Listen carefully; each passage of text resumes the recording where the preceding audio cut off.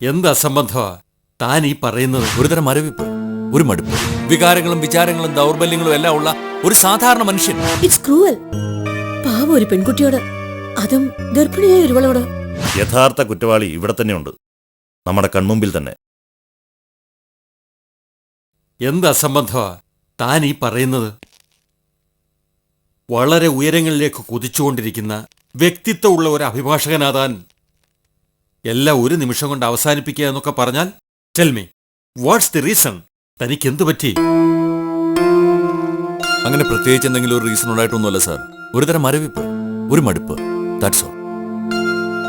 എന്ത് വിട്ടിത്തരമാണോ താൻ ഈ പറയുന്നത്?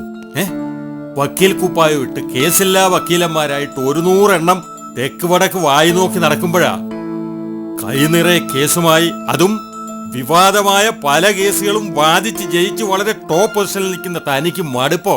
നോ, ഞാനിത് വിശ്വസിക്കില്ല. വിശ്വസിക്കണം സാർ, സത്യം അതാണ്. രാപകൽ കേസിന്റെ പിന്നാലെയുള്ള ഓട്ടം, കക്ഷികള്, അവരുടെ പ്രശ്നങ്ങള്, കോടതി, വിചാരണ.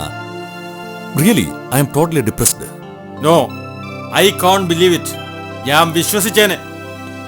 ഈ പറഞ്ഞത് അഡ്വക്കേറ്റ് ശ്യാമപ്രസാദ് അല്ലായിരുന്നെങ്കിൽ ഏത് കോംപ്ലിക്കേറ്റഡ് കേസും സധൈര്യം ഏറ്റെടുത്ത് ആവേശത്തോടെ വാദിക്കാൻ തയ്യാറാകുമ്പോഴും എതിർഭാഗം വക്കീലിനെ കോടതിയിലിട്ട് വെള്ളം കുടിപ്പിക്കുമ്പോഴും ഏറ്റെടുത്ത എല്ലാ കേസുകളിലും വിജയം മാത്രം കൊയ്യുമ്പോഴും ഒരിക്കൽ പോലും ഒരിടത്ത് പോലും ശ്യാം പതർന്ന് ഞാൻ കണ്ടിട്ടില്ല. പക്ഷേ ഇപ്പോ ശ്യാമിന്റെ ഈ തീരുമാനം കേൾക്കുമ്പോ no, I can't accept it.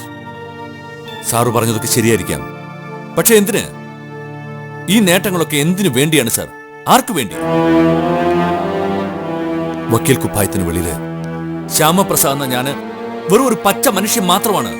വികാരങ്ങളും വിചാരങ്ങളും ദൗർബല്യങ്ങളും എല്ലാം ഉള്ള ഒരു സാധാരണ മനുഷ്യൻ. എല്ലാവരും അങ്ങനെയൊക്കെ തന്നെ ആണോ? സാറിനത് പറഞ്ഞാൽ മനസ്സിലാവില്ല.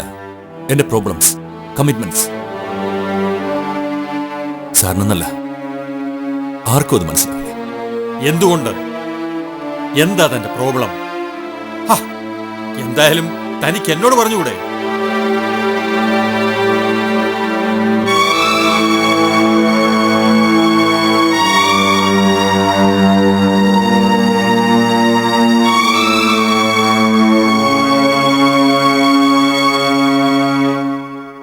ശ്യാം, തന്നെ അലട്ടുന്നത് കേവലം നിസ്സാര ഒരു പ്രശ്നമല്ലെന്ന് എനിക്ക് ഉറപ്പുണ്ട്. ഏതു പ്രതികൂല സാഹചര്യത്തിലും തന്റെ ഇടത്തോടെ പിടിച്ചു നിന്നിട്ടുള്ളവരാ താൻ. എന്റെ ദുഃഖങ്ങളിൽ പോലും എന്നും ഒരു അത്താണിയായിട്ട് കൂടെ നിന്നിട്ടുള്ളവനാ താൻ. ദേ, താനെ എനിക്ക് കേവലം ഒരു ജൂനിയർ അഡ്വക്കേറ്റ് മാത്രമല്ല, അനുജനാണ്, മകനാണ്, ഒരു സുഹൃത്താണ്. മോളിക്കുട്ടിക്ക് താൻ അവളുടെ കുഞ്ഞനുജനെ പോലാണിടോ. ഒക്കെ എനിക്കറിയാം സാർ, ഞാനും മറിച്ച് കണ്ടിട്ടില്ലല്ലോ. എങ്കി പറ, ആ സ്വാതന്ത്ര്യം കൊണ്ട് തന്നെയാണെന്ന് കൂട്ടിക്കോളൂ. തനിക്കെന്താ പറ്റിയത്?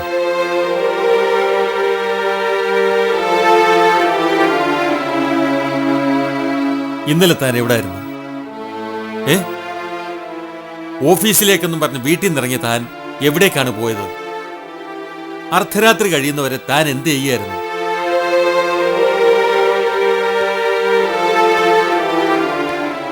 പറയൂശാം, പറയാതെ തന്നെ ഞാൻ ഇന്ന് വിടില്ല.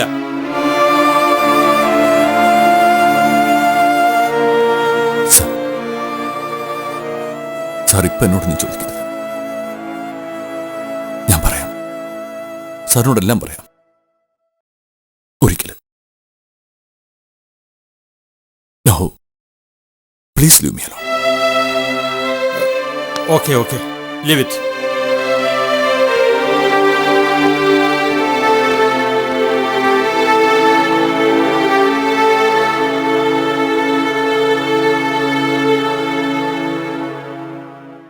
Renuka case is temporarily stopped due to interference of higher-ups.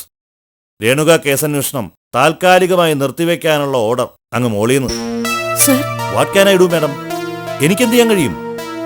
അന്വേഷിക്കാൻ പറയുന്നതും നിർത്താൻ പറയുന്നതും ഒക്കെ അങ്ങ് മോളിന്ന് തന്നെയാ. ഞങ്ങളൊക്കെ വെറും ആജ്ഞാനുവർത്തികൾ മാത്രം. It's too much. It's cruel. പാവം ഒരു പെൺകുട്ടിയോട്, അതും ഗർഭിണിയായ ഒരുവളോട്. ദൈവമേ, എന്തൊരു സമൂഹമാണിത്. സമൂഹമല്ല മാഡം, സമാരാധ്യർ. അവരാണല്ലോ എല്ലാം നിയന്ത്രിക്കുന്നത്, ഭരണചക്രം തിരിക്കുന്നത്. നമുക്കിനി എന്ത് ചെയ്യാൻ കഴിയും സാർ?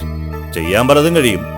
കയ്യിൽ നോട്ടുകെട്ടുകളും സ്വാധീനിക്കാൻ ആൾബലവും ഉണ്ടെങ്കിൽ രേണുക കേസന്വേഷണം കൊണ്ട് ആരുടെയൊക്കെ സാമ്രാജ്യങ്ങൾ തകരുമോ അവർ കെട്ടിയ കെട്ടിലും വലിയ കെട്ട് കെട്ടാൻ മാഡത്തിന് കഴിയുമെങ്കിൽ ഷുവർ ഓർഡർ വരും അത്യുന്നതങ്ങളിൽ നിന്ന്. എന്താ മാഡത്തിന് കഴിയുമോ? കഴിയും, കഴിയണം. നോട്ടുകെട്ടുകളുടെ സ്വാധീനം കൊണ്ടല്ല, മനുഷ്യാവകാശത്തിന്റെ വാൾവിന കൊണ്ട്. യെസ്, ഞങ്ങളത് നേടുക തന്നെ ചെയ്യും. Good, all the best. മറ്റൊരു ഹാപ്പി ന്യൂസ് കൊണ്ടുണ്ട് മാഡം. എനിക്കിവിടുന്ന് ട്രാൻസ്ഫറാ അങ്ങ് തലസ്ഥാനത്തേക്ക്. വ്യവസായ നഗരിയിലെ ഗതാഗതക്കുരു കഴിക്കാൻ ഒരു ചുറുചുറുക്കുള്ള പോലീസ് ഓഫീസറെ കൂടിയേ തീരുവെന്നു. ഞാനാണ് അതിന് യോഗ്യനെന്ന്. അതായത് മറ്റന്വേഷണങ്ങൾക്കൊന്നും എന്നെക്കൊണ്ട് കൊള്ളില്ല എന്ന ഇന്നർ മീനിങ്. സത്യസന്ധമായി ജോലി നോക്കുന്നവരുടെ ദുർവിധി അല്ലേ സാർ? എനിക്കിത് പുതിയ അനുഭവമൊന്നും അല്ല മാഡം. എവിടെയോ എനിക്കൊരല്പം പിഴച്ചു. ജസ്റ്റ് 1 വീക്ക്, അതുകൂടി മാത്രം മതിയായിരുന്നു. ഈ കേസ് ഞാൻ തെളിയിച്ചേനെ. എന്തെങ്കിലും ഒരു സൂചന? യെസ്, ഒന്ന് മാത്രം ഞാൻ ഉറപ്പിച്ചു പറയാം. നമ്മൾ ഇതുവരെ സംശയിച്ച ആരും തന്നെയല്ല ഈ കേസിന്റെ പിന്നിലുള്ളത്. യഥാർത്ഥ കുറ്റവാളി ഇവിടെ തന്നെയുണ്ട്, നമ്മുടെ കൺമുമ്പിൽ തന്നെ.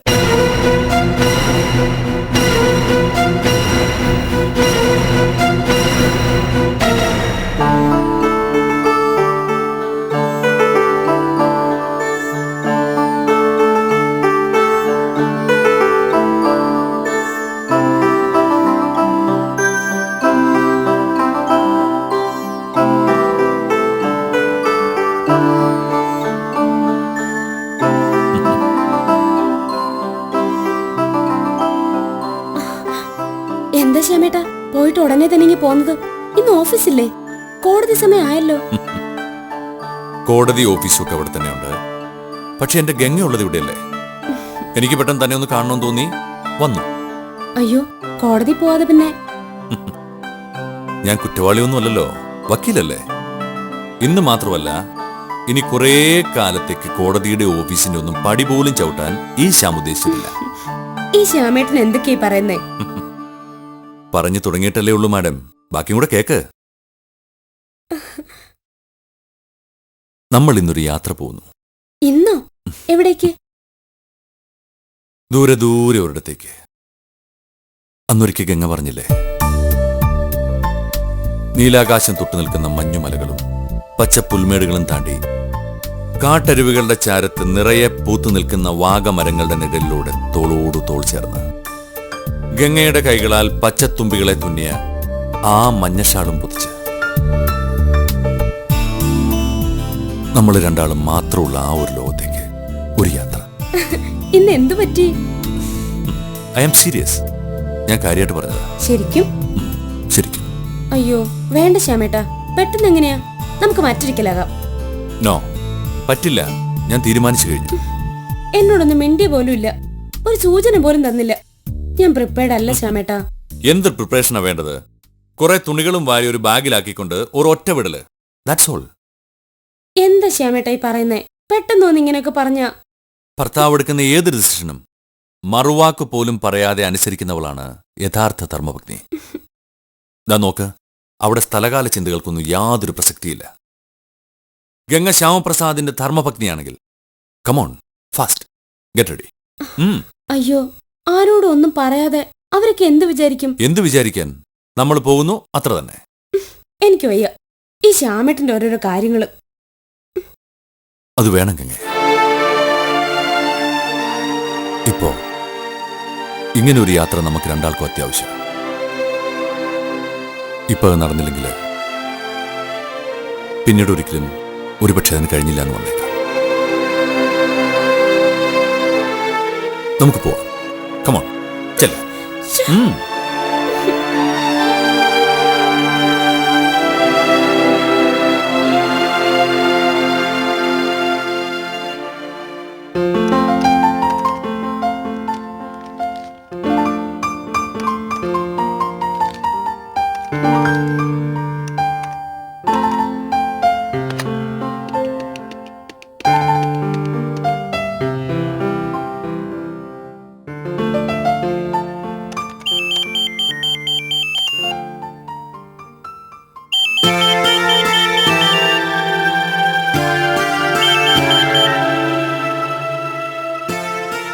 ഹലോ.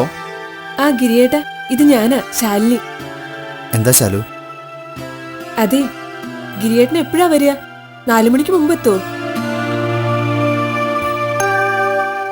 അതെങ്ങനാ? ഓഫീസ് 5 മണി വരെയല്ലേ? എന്താ കാര്യം?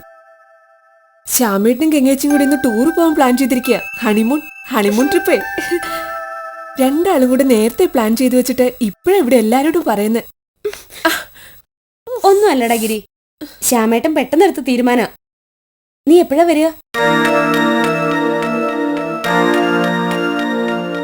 ഹലോ, കേൾക്കുന്നുണ്ടോ ഗിരി?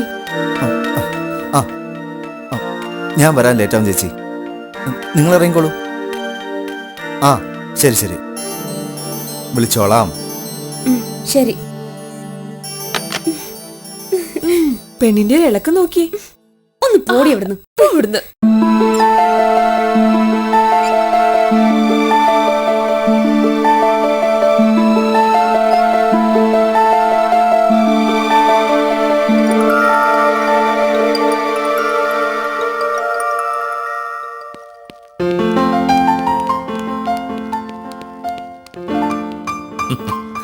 Well done, my dear children.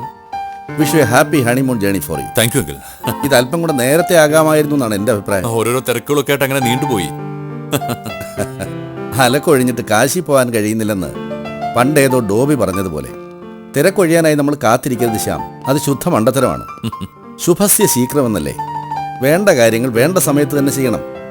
ഇല്ലെങ്കിൽ പിന്നീട് നാം പശ്ചാത്തപിക്കേണ്ടി വരും. ഒരു യാത്രയ്ക്ക് പുറപ്പെടുമ്പോ മാരകായുധങ്ങളുമായി മുന്നിൽ നിൽക്കുന്നത് അത്ര നല്ല ശകുനം അല്ലെന്നാ പറയാറ്. അതിന് ഇവിടെ ആരാ മാരകായുധങ്ങളുമായിട്ട് നിൽക്കുന്നത്? പപ്പ തന്നെ.